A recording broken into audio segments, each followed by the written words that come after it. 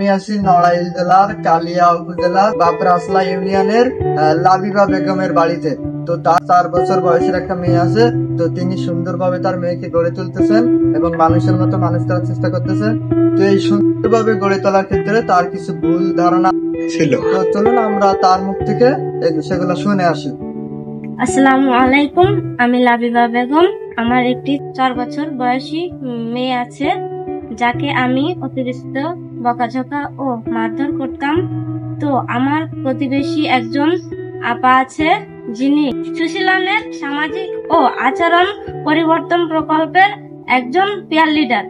তো তিনি আমাদের এই গ্রামে একটি মাতা সেশন করছিলেন, যেখানে তিনি শিশু নির্যাতন ও কুফল সম্পর্কে আমাদেরকে বুঝিয়েছিলেন ও ব্যক্তিগতভাবে তিনি আমাকে বুঝিয়েছেন।